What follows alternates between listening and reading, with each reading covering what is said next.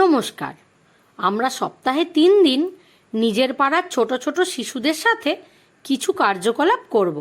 সোমবার, বুধবার এবং শুক্রবার প্রতিদিন 45 মিনিটের কার্যকলাপ হবে, যেখানে উপস্থিতি, পুরনো কার্যকলাপ, ছড়াগান বা কাহিনী, স্বরচাট বা সংখ্যাচাট এবং সাথে বাড়ির কাজও করা যায়।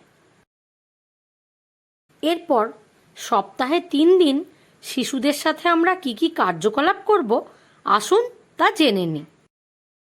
আসুন জেনে নিই সোমবারে কি কি কার্যকলাপ করব। উপস্থিতি। শিশুর নাম জিজ্ঞাসা করলে শিশুকে নিজের জায়গায় দাঁড়িয়ে ইয়েস ম্যাম বলতে নির্দেশ দিন। তারপর শিশুদের নিজের জায়গায় দাঁড়িয়ে লাফানোর কার্যকলাপটি করান। এরপর শুক্রবারে আমরা কি কি কার্যকলাপ করেছিলাম এবং শনিবার মা কি গল্প শুনিয়েছিল সেই সম্পর্কে শিশুদের জিজ্ঞাসা করুন এবং আলোচনা করুন। তারপরে শিশুদের নিজের পরিচয় দেওয়ার কার্যকলাপটি করান, যেমন নিজের নাম, বাড়ির ঠিকানা, নিজের মা বাবার নাম, নিজের পছন্দ অপছন্দ ইত্যাদি। এরপর ঝিকঝিক চলে রেলগাড়ি ছড়াগানটি শিশুদের করান। তারপর শিশুদের ছবির ভিতরে রং ভরতে শেখান। এরপরে শিশুদের সংখ্যা পরিচয় করান। সবশেষে শিশুদের দেওয়া বাড়ির কাজটি দেখে নিন। আসুন জেনে নিই বুধবারে কি কি কার্যকলাপ করব। উপস্থিতি। শিশুদের নিজের সময় এলে উঠে দাঁড়িয়ে নমস্কার ম্যাম বলতে বলুন। এরপর শিশুদের বৃত্তের ভিতরে ও বাইরে লাফানোর কার্যকলাপটি করান। তারপর সোমবারে আমরা যে যে কার্যকলাপ করেছিলাম সেই সম্পর্কে শিশুদের জিজ্ঞাসা করুন এবং আলোচনা করুন। এরপরে শিশুদের সাথে আলোচনা করুন, যেমন তুমি কি কি পাখি দেখেছো, তুমি কোন কোন পশু দেখেছো, তোমার কোন পাখি বা পশু বেশি পছন্দ এবং কেন ইত্যাদি জিজ্ঞাসা করুন। তারপরে শিশুদের ফরিদার টিফিন বক্স গল্পটি শোনান।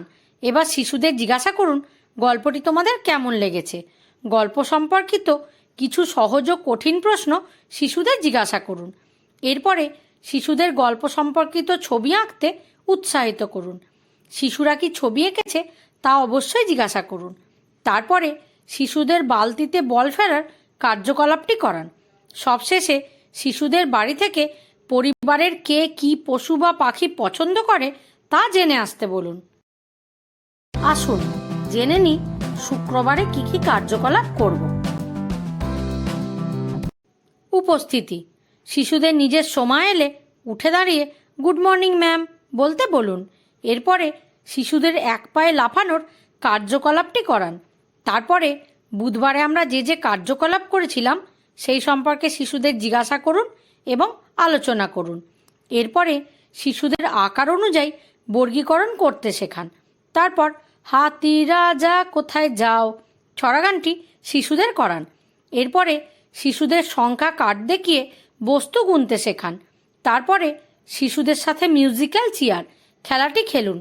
সবশেষে শিশুদের দেওয়া বাড়ির কাজটি দেখে নিন। শিশুদের সাথে কার্যকলাপ করার অভিজ্ঞতা আমাদের সাথে অবশ্যই শেয়ার করুন। ধন্যবাদ।